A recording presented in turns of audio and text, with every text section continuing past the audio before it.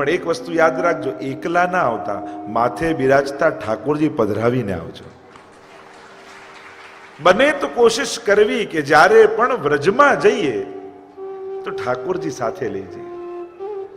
કારણ કે જેના ઘરમાં જતા હો એ માલિકને સાથે રાખો ને તો બધા ઓરડા ખોલી ખોલીને બતાવે. એટલે જે માલિક છે એને સાથે લઈ જવું. અને વ્રજના અધિષ્ઠાતા આપણા ઠાકોરજી, એટલે એમને પધરાવીને આપણે વ્રજમાં જઈએ અને ત્યાં આ બધા મનોરથો સાથે મળીને કરીએ. ગઈકાલની કથા, આજની યાત્રા આપણે પૂરી કરવાની છે. 84 કોષની પરિક્રમા લઈને આપણે ચાલી રહ્યા છીએ. આ આપણી માનસિક ભાવાત્મક પરિક્રમા ચાલી રહી છે. અને ગઈકાલે કથાને વિરામ બરસાના ની નિકટ આપણી મુકામ કર્યો હતો. અને સંકેત વનમાં ગઈકાલે આપણે કથાને વિરામ આપ્યો કે જ્યાં ઠાકોરજીના વિવાહનો ઉત્સવ આપણે કર્યો. આપણે દર્શન પણ મનોરથ પણ કર્યા સંકેત વનમાં વિવાહના. પ્રભુ માટે આ બધી લીલાઓ ખેલ છે. ક્રિયા અને લીલામાં આ જ ફરક છે. માણસ કરે એ ક્રીડા, ભગવાન કરે એ લીલા. અને લીલા શબ્દની વ્યાખ્યા મહાપ્રભુજી સમજાવે છે, અનાયાસેન હર્ષાત ક્રિયમાણ ચેષ્ટા સલીલા. જે કરવાનું બીજું કોઈ ઇન્ટેન્શન ન હોય, અનાયાસેન હર્ષાત, જે આનંદની અભિવ્યક્તિ રૂપ હોય એને લીલા કહેવાય. માણસ આનંદ મેળવવા માટે કરે એટલે એને ક્રીડા કહેવાય, કારણ કે એનું લક્ષ્ય આનંદ છે. અને ભગવાન આનંદ પોતાની અંદર જે બિરાજે છે એને અભિવ્યક્ત કરે છે એટલે એને કહેવાય લીલા. પ્રભુની આ લીલાઓ દિવ્ય છે, અલૌકિક છે. અને એટલા માટે ભગવદ લીલામાં ક્યારેય પણ લૌકિક બુદ્ધિ રાખવી નહીં. પરમ અલૌકિક બુદ્ધિ રાખી ભગવદ લીલાઓનું શ્રવણ કરવું. સંકેત વનમાં પ્રભુના સુંદર વિવાહનો પ્રસંગ આપણે જોયો. ઠાકોરજી અને સ્વામીજીના અલૌકિક વિવાહ થયા છે. વ્રજ ભક્તો એનો આનંદ લીધો છે. અને સંકેત વનથી આપણી પરિક્રમા નંદગાંવ તરફ જઈ રહી છે. વૈષ્ણવ ભાવથી ગાન કરી રહ્યા છે. સંકેતમાં શ્રીનાથજી, વન વનમાં શ્રીનાથજી, ગહેવર વનમાં રાસ રમતા રંગીલા શ્રીનાથજી. સંકેતમાં શ્રીનાથજી, વન વનમાં શ્રીનાથજી, ગહેવર વનમાં રાસ રમતા રંગીલા શ્રીનાથજી. રંગીલા શ્રીનાથજી, અલબેલા શ્રીનાથજી, વલ્લભ કુળના વાલા બોલ રંગીલા શ્રીનાથજી. રંગીલા શ્રીનાથજી, અલબેલા શ્રીનાથજી, વલ્લભ કુળના વાલા બોલ રંગીલા શ્રીનાથજી. બોલો કૃષ્ણ કનૈયા લાલ કી જય.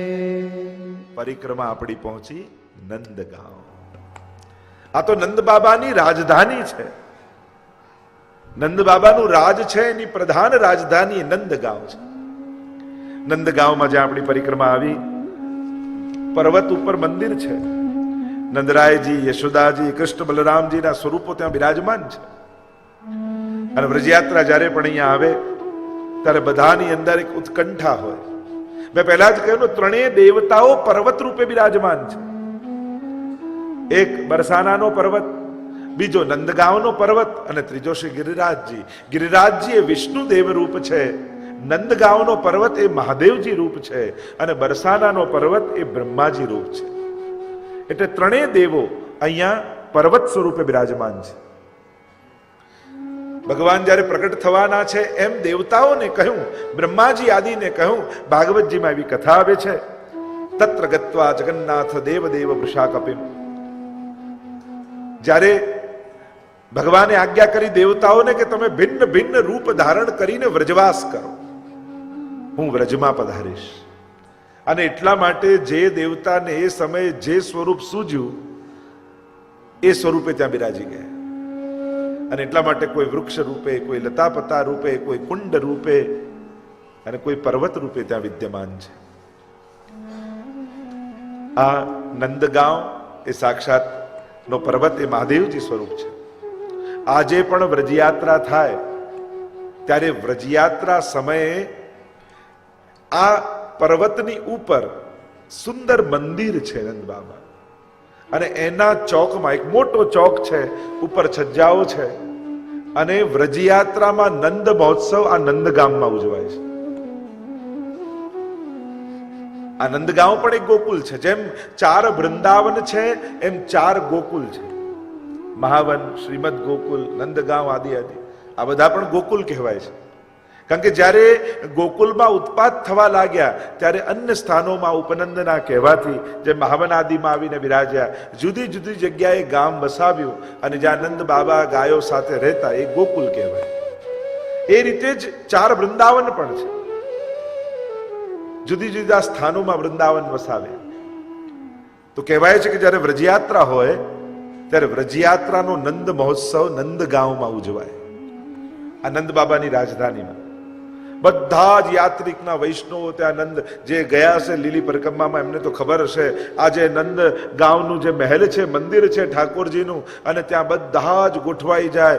ખીચો ખીચ વસ્તી ભરાઈ ગઈ હોય, પગ મૂકવા સુધીની જગ્યા ના હોય, અને ત્યાં જે ઠાકોરજી યાત્રામાં બિરાજતા હોય એ વલ્લભકુલ સાથે ઠાકોરજી ત્યાં બિરાજમાન કરવામાં આવે, પલ્લું ગોઠવવામાં આવે. અને એ સારસ્વત કલ્પમાં જ્યારે નંદ મહોત્સવ થયો, વાવી અને એમાંથી અનેક મોતીના ઝાડ ઉગ્યા, ઝુમખાના ઝુમખા મોતીના. આજે પણ ત્યાં ઝાડ ઉગે છે, તો આવા મોતી જેવા ઝુમખાઓ એમાં ઉગે છે. આ એ સ્થાન છે. એ મોતી કુંડને વંદન કરીએ. આગળ ફુલવારી કુંડ આવે છે. સખી વેશ ધારણ કરી ગોપીઓ સાથે પ્રભુએ અહીં ફૂલ વીણ્યા હતા.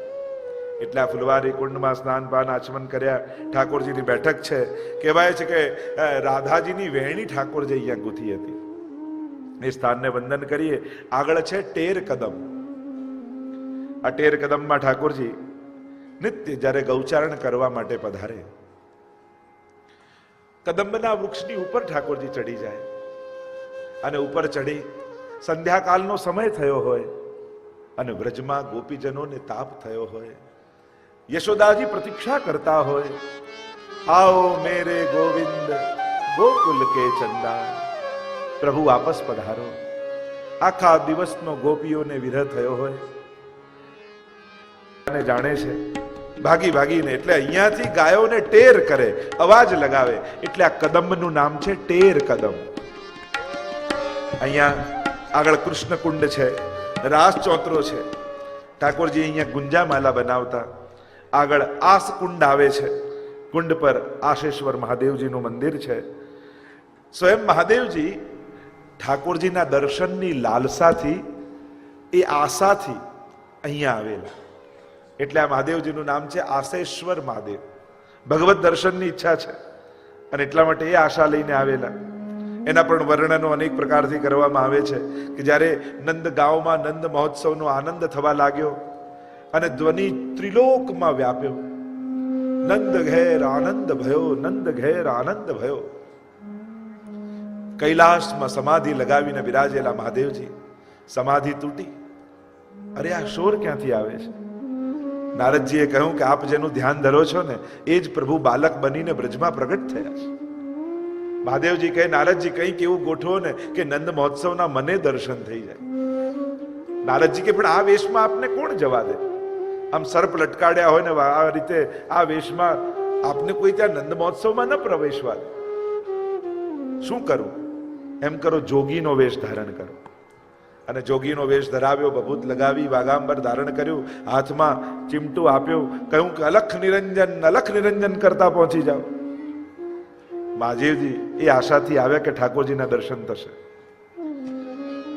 જોગીનો વેશ લઈને આવે. આજે પણ હવેલી પરંપરામાં જ્યારે રાધાષ્ટમી આવે ત્યારે જોગી લીલા ઠાકોરજીની આગળ થાય. जो ब्रज में विराजते हैं वो सभी भक्ति करने विराजते हैं. ત્યાં દેવતા રૂપે નથી બિરાજતા, ત્યાં ભક્ત રૂપે બિરાજે છે. અને એટલા માટે વૈષ્ણવે ભગવત સ્મરણ કરવા જરૂર જવું. આમ અહીંયાથી આપણી યાત્રા ઉદ્ધવ ક્યારી આવી. આ બધા આસપાસના સ્થળો છે નંદગાંવના. આ ઉદ્ધવ ક્યારીનો રાસ બહુ પ્રસિદ્ધ છે. જ્યારે યાત્રા અહીંયા આવે ને ત્યારે રોજ રાતના જ્યાં જ્યાં મુકામ હોય એ લીલાનું સુંદર પ્રદર્શન વ્રજવાસીના બાળકો કરે, એને કહેવાય રાસ લીલા. આ ઉદ્ધવ ક્યારીનો રાસ બહુ અદ્ભુત રાસ છે. માર્ગમાં કૃષ્ણકુંડ છે, જલવિહાર કુંડ, સૂરજકુંડ, જોગિયા કુંડ. મહાદેવજી જોગી બનીને અહીંયા આવેલા અને અહીંયા બેઠા બેઠા રુદન કરતા હતા ત્યારે ગોપીઓ બોલાવીને પાછી લઈ ગઈ હતી, એટલે જોગિયા કુંડ કહેવાય. અહીંયા અક્રૂર કુંડ છે. નંદરાયજીને સંદેશો આપેલો કે હું લેવા માટે આવ્યો છું. આગળ ઉદ્ધવ કુંડ અને ઉદ્ધવ ક્યારી. ઉદ્ધવ કદમખંડી પણ અહીંયા છે. ઉદ્ધવજીની બેઠક છે. વિશાખાજીનું આ સ્થાન છે. એકવાર ઠાકોરજી જ્યારે મથુરામાં અગાસી ઉપર ચડી વ્રજની તરફ દ્રષ્ટિ કરીને આંસુ સારી રહ્યા છે. उद्धव जी आए और उद्धव जी तो साक्षात शिष्यो बृहस्पति, साक्षात बृहस्पति के शिष्य हैं. भगवान को रोते हुए देखकर उद्धव जी बोले कि प्रभु आपकी आंख में आंसू क्यों?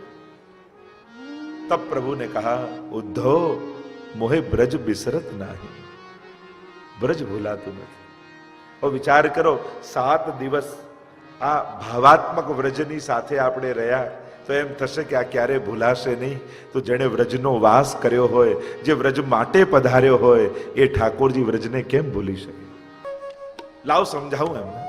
પ્રભુ આ તો બધા મનના ખેલ છે, માયાના બંધનો છે. આપ કેમ રડો છો? આપ તો કણકણમાં છો, આપ ક્યાંય જતા નથી ને ક્યાંય આવતા નથી, પછી આપને વિયોગ શેનો? આપ તો દરેકના ઘટમાં બિરાજો છો, આપને વિયોગ શેનો? પ્રભુને થયો જ્ઞાન આના ઉદ્ધારનું સાધન નથી રહ્યું, જ્ઞાન આના માથાનો ભાર બની ગયો છે. અને એટલા માટે ભક્તોની ભાવના સમજી શકતો નથી. લાવ આના જ્ઞાનને પ્રેમના રંગે રંગું, આના પર કૃપા કરો. કહું ઉદ્ધવ આ તું મને સમજાવે છે ને, એમ કરને મારા વિરહમાં આ બધી મારી ગોપીઓ રોજ રડે છે, આ બધું જ્ઞાન એમને આપીને આવ ને તો એ પણ રડતી બંધ થાય. હા પ્રભુ હમણાં સમજાવી દઈશ, હું તો બૃહસ્પતિનો શિષ્ય છું, ગમે તેવો અબૂધ હોય એને ભણાવી દો.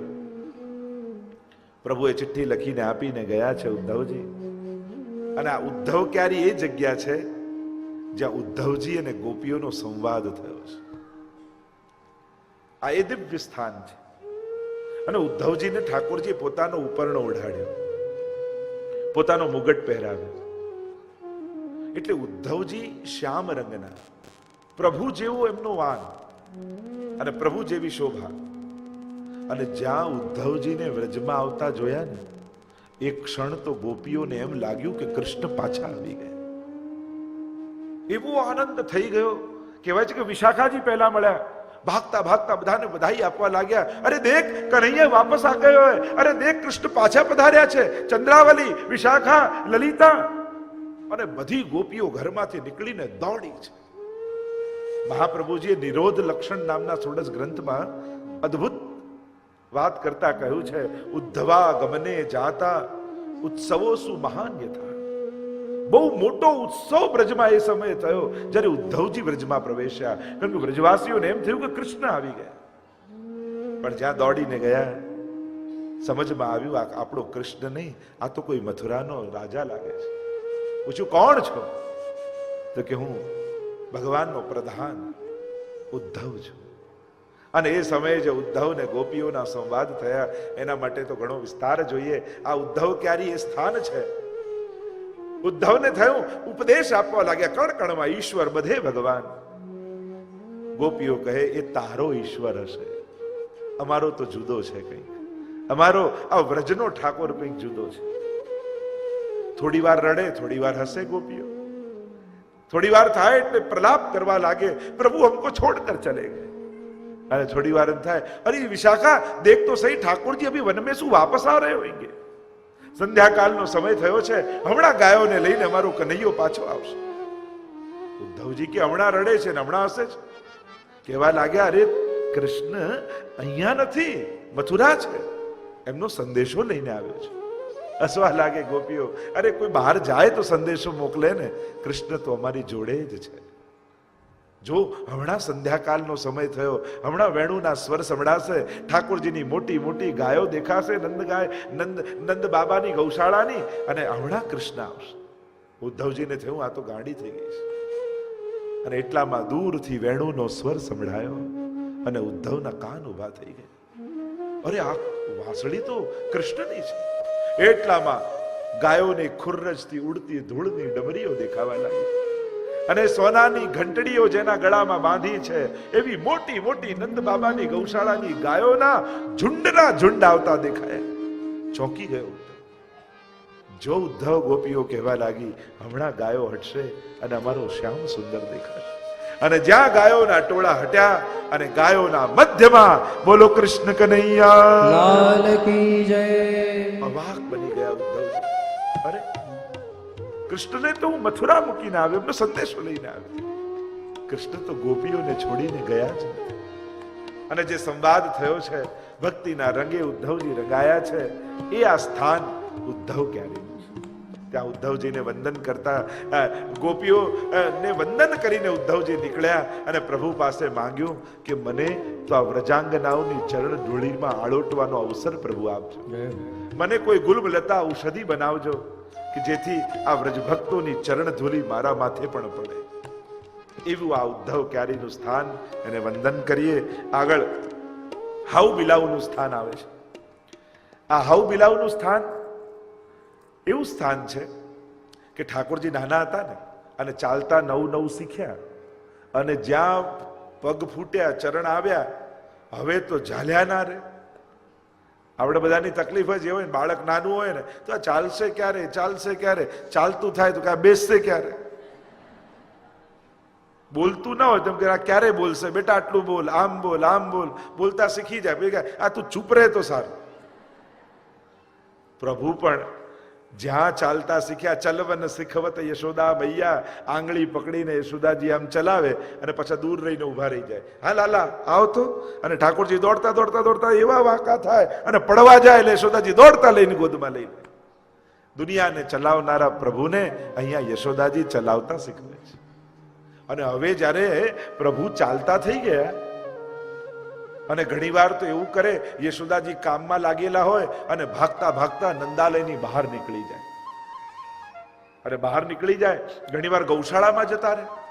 મૈયાને બીક લાગી, અરે આ કંસના અસુરો આટલા ઉત્પાત કરે છે, ક્યાંક નંદાલયની બહાર નીકળી જશે ને મારા લાલનને કોઈ ઉપાડી જાય તો શું કરું કે મારા લાલન નંદાલયની બહાર જાય જ.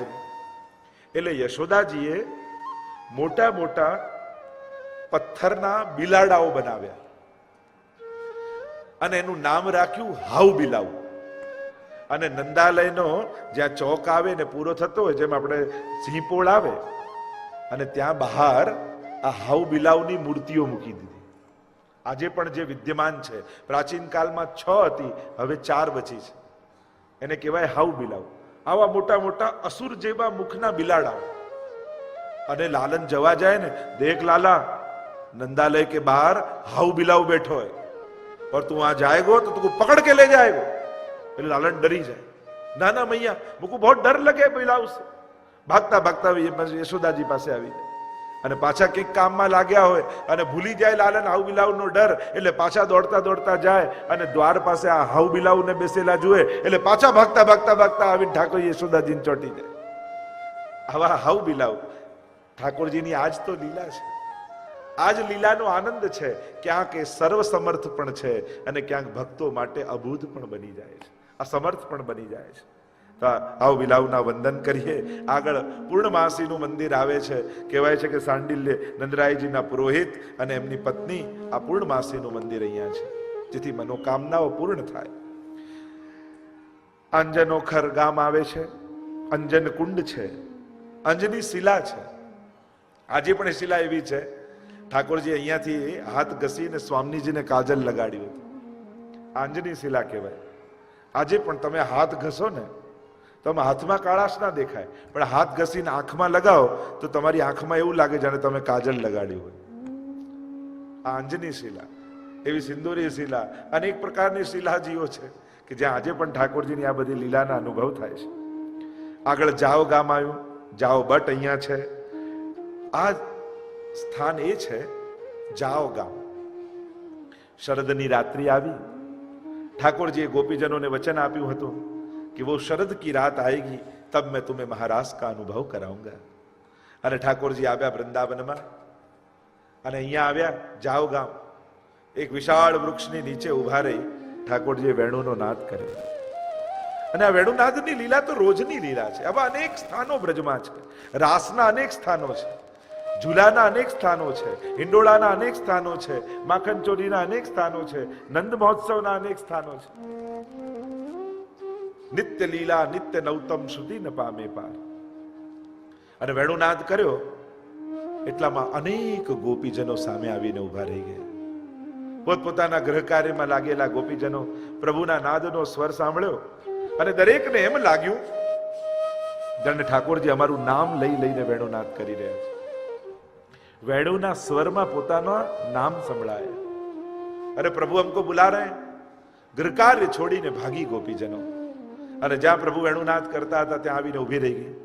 અને ઠાકોરજી વેણુનાદ કરતા કરતા જ્યાં નેત્રો ખોલ્યા અને જુએ તો અનેક ગોપીજનો સામે ઠાળા છે. મુખમાં આશ્ચર્યનો ભાવ પ્રભુ લાવ્યા. સ્વાગતમ વો મહાભાગા પ્રિયમ કિમ કરવાણી વ્રજસ્યાનામયમ કશ્ચિત વૃતાગમન કારણમ. અરે ગોપીઓ, અહીંયા કેમ આવ્યા છે? તમારું હું શું પ્રિય કરું? અને આમ અડધી રાતના સ્ત્રીએ વનમાં આવું ઠીક નથી. જાઓ, તમે પાછા ઘરે જાઓ. એટલે આ ગામનું નામ પડ્યું જાઓ, કારણ કે અહીંયાથી ઠાકોરજીએ ઘરે જવાનું કહ્યું. देखो प्रभु के जो मुख से निकले हुए शब्द है ना, वो व्रजवासियों ने अलग अलग रूप से अभी भी संग्रहित करके रखे. ગામના નામ રાખ્યા, કુવાના નામ રાખ્યા, સરોવરના નામ પડ્યા. આ બધા નામ પાડી પાડી આજે પણ ઠાકોરજીની લીલાઓને ત્યાં જીવંત રાખી છે. તો પ્રભુએ પાછા જવાનું કહ્યું, પરીક્ષા કરી, ધર્મોપદેશ કરવા લાગ્યા. અરે સ્ત્રીનો ધર્મ તો આ છે, પતિની સેવા કરવી, ઘરમાં તમારા સ્વજનો તમારી પ્રતીક્ષા કરતા હશે, નિર્ધન હોય, રોગી હોય, વૃદ્ધ હોય, સેવા કરવી એનો ધર્મ છે. તમારે પાછા જવું જોઈએ, અહીંયા ન આવવું જોઈએ, તમે સ્ત્રી છો. ગોપીઓ કહેવા લાગી, પ્રભુ એક વસ્તુ યાદ રાખો, આપની વેણુ સાંભળીને સાંભળતાની સાથે દેહ બુદ્ધિ તો ત્યાં જ સમાપ્ત થઈ ગઈ. અહીંયા કોઈ સ્ત્રી નથી આવી, અહીંયા તો અલ્પાનંદ પૂર્ણાનંદનો અનુભવ કરવા માટે આવ્યો છે. અહીંયા તો જીવાત્મા પરમાત્માને મળવા માટે આવ્યો છે. એટલે પ્રભુ આપ જે ધર્મની વાત કરો બધી જ સાચી, પણ એ સ્ત્રીના ધર્મો છે. અહીંયા કોઈ સ્ત્રી નથી, અહીંયા કોઈ પુરુષ નથી, અહીંયા તો કેવલ પરમાત્મા અને જીવાત્મા છે. અને આ ભાવ થાય તો જ રાસ થઈ શકે. તો આ જાવ ગામ અહીંયા નામ પડ્યું. મનિહારી કુંડ છે.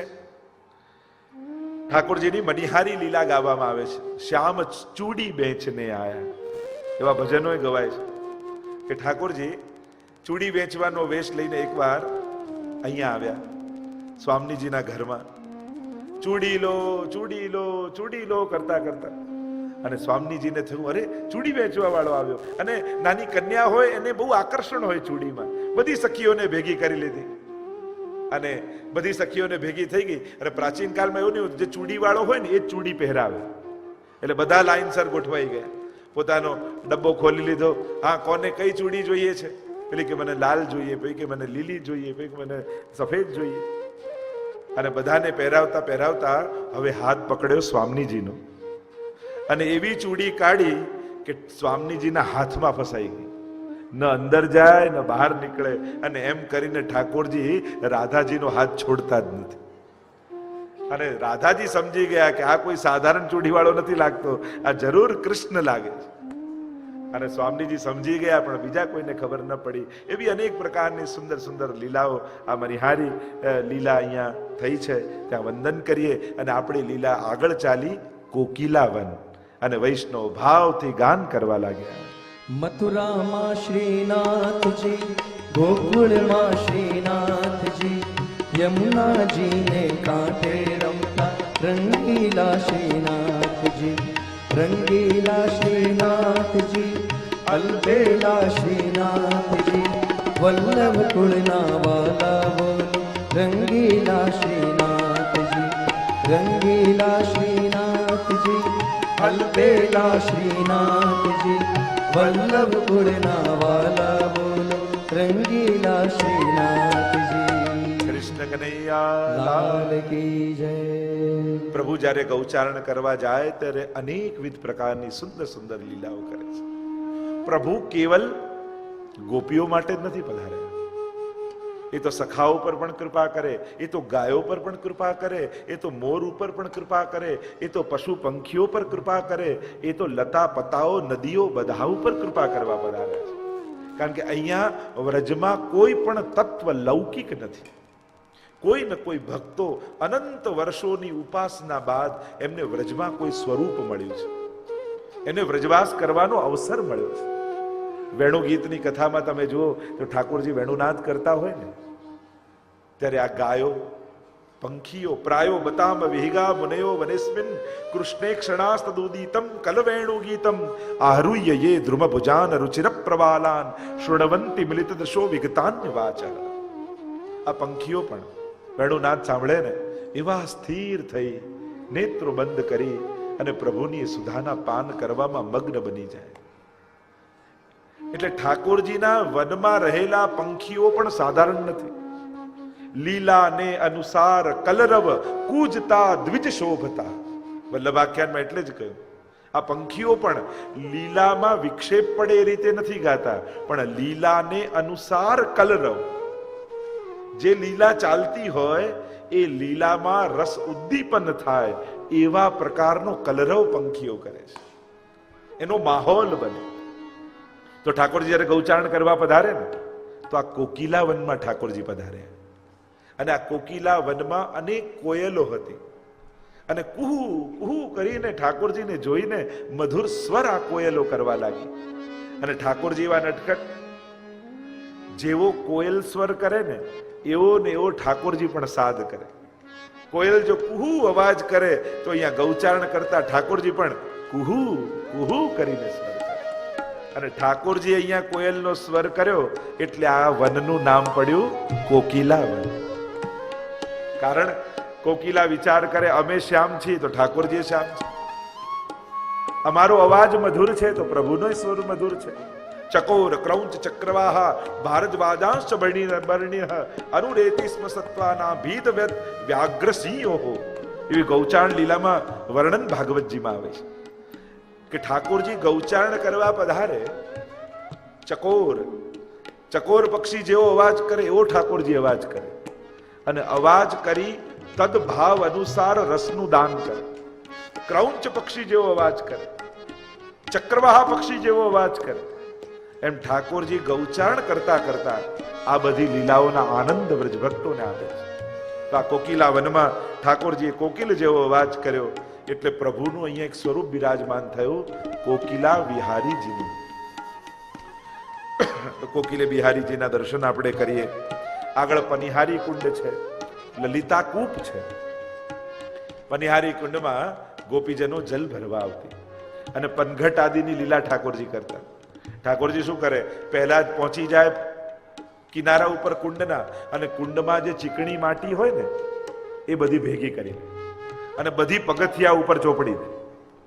અને જે ગોપીએ ઠાકોરજીને માખણ ન આરોગવા દીધું હોય એ ગોપીને ધ્યાન રાખે ઠાકોરજી કે આ આવી રહી છે, અને ચીકણી માટી ગોઠવી દે.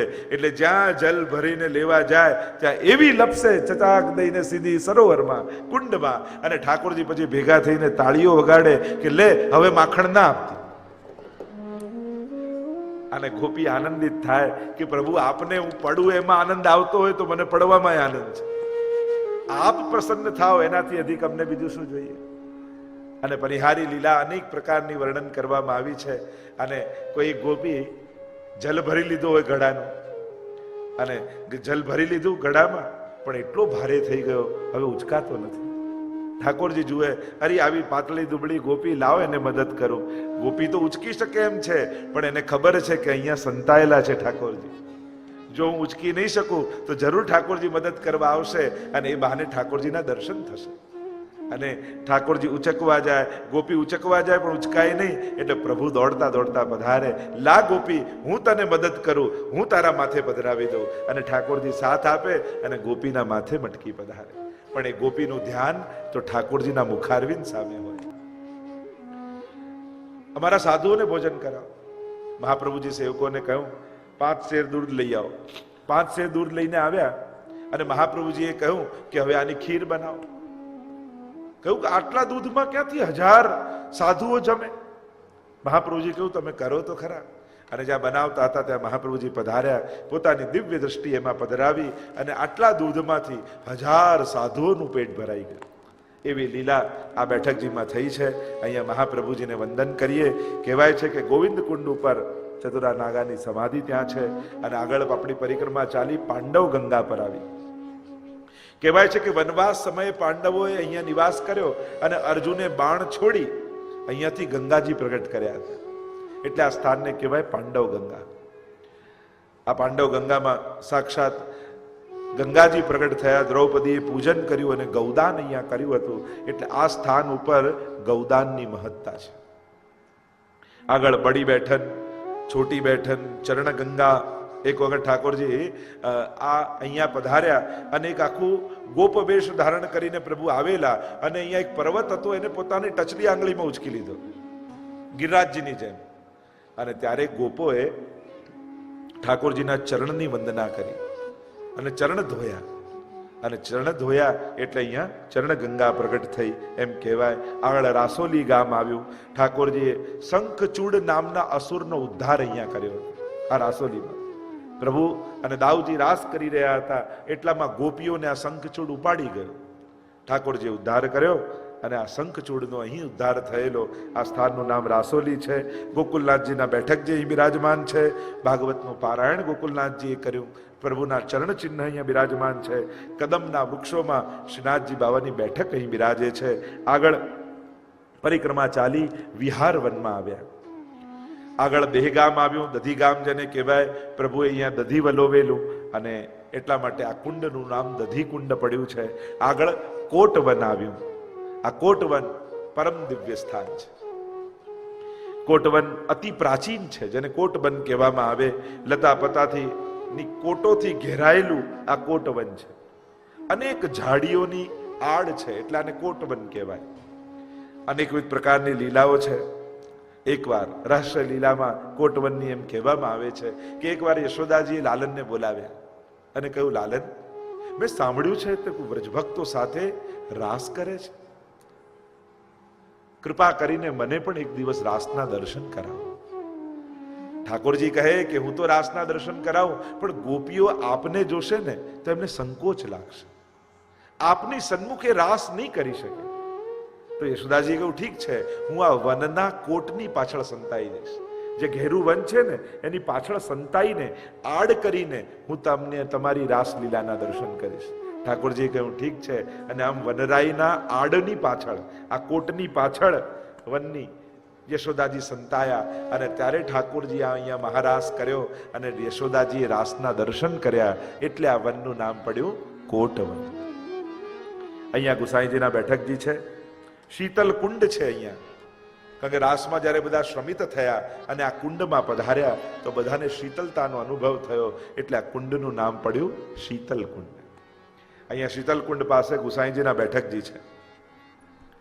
એકવાર ગોવિંદ સ્વામીને મધરાતે ગુસાઈજીએ બોલાવ્યા અને આજ્ઞા કરી, આ કદમખંડીમાં કઈ કઈ લીલા થઈ રહી છે તે જો, જા અત્યારે ને અત્યારે જઈને જોઈ આવો. અને ગોવિંદ સ્વામી આવ્યા. ગોવિંદ સ્વામીએ દર્શન કર્યું કે ઠાકોરજી સ્વામીજીની માળા ધરાવી રહ્યા છે. પણ રાસ કરતા કરતા એવો આનંદ થયો કે સ્વામીજીના કંઠમાંથી મોતીની માળા તૂટી ગઈ. તૂટી ગઈ તો ઠાકોરજી એક એક એક એક એક મોતી વીણી રહ્યા છે. સ્વામીજીએ કહ્યું, આ બધા જ મોતીની માળા મને પાછી બનાવીને ધરાવો, નહીં તો રાસ નહીં કર. અને ઠાકોરજી એક એક એક એક મોતી વીણે છે. પાછા બધા મોતી વીણ્યા. પાછી વીણીને મોતીની માળા સિદ્ધ કરી અને ઠાકોરજીના કંઠમાં પાછી ધરાવી. કોશીગામ વ્રજનું દ્વારિકા માનવામાં આવે. એવી કથા એની રહસ્ય ભાવનામાં કહેવામાં આવે છે કે જ્યારે કુરુક્ષેત્રમાં સૂર્યગ્રહણ લાગ્યું એ સમયે દ્વારિકાથી ઠાકોરજી 16,000 અને આ 8 પટરાણીઓને લઈ ઠાકોરજી કુરુક્ષેત્રમાં આવેલા. ગ્રહણમાં બ્રહ્મ સરોવરમાં સ્નાન કરવા માટે, એવી ભાગવતજીમાં કથા આવે છે. અને વ્રજમાંથી એ જ સમયે નંદ બાબા, યશોદાજી, વ્રજભક્તો, ગોપીજનો એ લોકો પણ સરોવરમાં સ્નાન કરવા માટે કુરુક્ષેત્ર આવેલા. અને એ સમયે પ્રભુ દ્વારિકાવાસીઓ અને વ્રજવાસીઓનો મેળાપ અહીંયા થયો હતો. જ્યાં પ્રભુને સમાચાર મળ્યા કે અરે વ્રજવાસીઓ અહીંયા આવેલા છે, અને પ્રભુ તો ભાગ્યા. નંદ બાબાને મળ્યા, યશોદાજીને મળ્યા, સખાઓને મળ્યા, ગોપીઓને મળ્યા. બધાને મળે પણ પ્રભુની નજર કોઈને શોધી રહી છે. ન રહેવાયું ત્યારે ગોપીઓને પૂછ્યું, રાધા ક્યાં છે? દૂર આંગળી કરીને બતાવતા કહ્યું કે એ ઝાડની પાછળ પીઠ દઈને ઊભી છે, કહીને ગઈ છે કે મારે કૃષ્ણનું મુખ નથી જોવું. આ રીતે દગો આપીને અમને અમારી જોડે જતો રહ્યો. વચન આપ્યું કે હું વહેલો પાછો આવીશ, અને પાછો ના આવે, મારે જોવું નથી એની સામે. અને પ્રભુ ધીમે પગલે રાધાજી તરફ આગળ વધવા લાગ્યા. પ્રભુના ચરણની ચાંપનો અવાજ રાધાજીના રોમ રોમમાં રોમાંચ પ્રગટાવી રહ્યો છે. અને પીઠ દઈને ઉભેલા રાધાજીના ખભા ઉપર જ્યાં ધીમે રહીને પ્રભુએ હાથ મૂક્યો, પોક મૂકીને રાધાજી રડી પડ્યા, ચરણોમાં પડ્યા. પ્રભુ, કયો અપરાધ અમારો હતો, આપ આ રીતે અમને મૂકીને જતા રહ્યા? પ્રભુ કે અપરાધ તમારો નહીં, અપરાધ તો મારો છે. જેમ ગામમાં કોઈનું બહુ કરજ ચડી જાય અને ચૂકવી ન શકવાનો હોય તો એ વ્યક્તિ ગામ છોડીને ભાગી જતો હોય છે, એમ તમારા પ્રેમનો કરજ મારા ઉપર એટલો ચડી ગયો કે મને ભય લાગ્યો કે જો પ્રેમનો બદલો પાછો માંગશો તો મારે ફરી અવતાર લઈને આવવું પડશે. આ જન્મમાં તમારા પ્રેમનો બદલો ચૂકવી શકું એમ નથી, અને એટલા માટે હું ભાગી ગયો. અને અહીંયા કહેવાય છે કે રાધાજી અને રૂક્ષ્મણીજીનો મેળાપ થયો છે. રાધા રૂક્ષ્મણી એસી ભેટી માનો એક બાપ કી બેટી, એવા કીર્તન સાહિત્યમાં આવે છે. એવા મળ્યા છે, કારણ કે આઠે પટરાણીઓને ખબર પડી કે રાધા આવ્યા છે. રૂક્ષ્મણીજીને એમ થયું કે ભલે પ્રભુ રોજ મારી પડખામાં બાજુમાં સૂતા હોય, પણ એમના રૂવાડામાંથી તો એક જ ધ્વનિ રોજ નીકળતો હોય છે, રાધા રાધા રાધા રાધા. મારે જોવા છે રાધાજી. અને ત્યાં રાધાજી અને રૂક્ષ્મણીનો મેળાપ થયો છે. પ્રભુનો હાથ પકડ્યો રાધાજીએ, હવે પ્રભુ આપને નહીં છોડું, ચાલો મારી સાથે વ્રજમાં. અને જ્યાં એક હાથ ખેંચ્યો તો રૂક્ષ્મણીજીને થયું ક્યાંક આ વ્રજમાં ના લઈ જાય, બીજો હાથ રૂક્ષ્મણીજીએ પકડ્યો, ચાલો દ્વારિકામાં. આમ રાધા ખેંચે, આમ રૂક્ષ્મણી ખેંચે, એવી કથા કહેવામાં આવે છે. અને પ્રભુએ એ જ સમયે બે રૂપ લીધા. એક સ્વરૂપ રાધાજી સાથે ગયું અને બીજું સ્વરૂપ રૂક્ષ્મણીજી સાથે ગયું. અને રાધાજી સાથે જે સ્વરૂપ ગયું એ આ કોસી ગામમાં રાધાજી લઈને આવ્યા. અને અહીંયા ઠાકોરજી સાથે રાધાજી આવ્યા. અને એ સમયે વિનંતી કરી, વ્રજમાં લાવ્યા આ કોસી ગામમાં. અને રાધાજીએ વિનંતી કરી કે પ્રભુ, આપને હું લઈ તો આવી, પણ આપના દ્વારિકાપુરી વિશે મેં બહુ સાંભળ્યું છે કે સોનાની દ્વારિકા છે, અદ્ભુત દ્વારિકા છે. પ્રભુ, આપના દ્વારિકાપુરીના મને દર્શન કરાવો ને. અને કહેવાય છે કે ઠાકોરજીએ એ સમયે આ કોસી ગામમાં સાક્ષાત પોતાની દ્વારિકા પ્રગટ કરી અને પોતે ચતુર્ભુજ નારાયણ બન્યા, દ્વારિકાધીશ બન્યા. અને દ્વારિકાપુરીમાં બિરાજેલા દ્વારિકાધીશના દર્શન એ સમયે રાધાજીને અહીંયા કરાવે.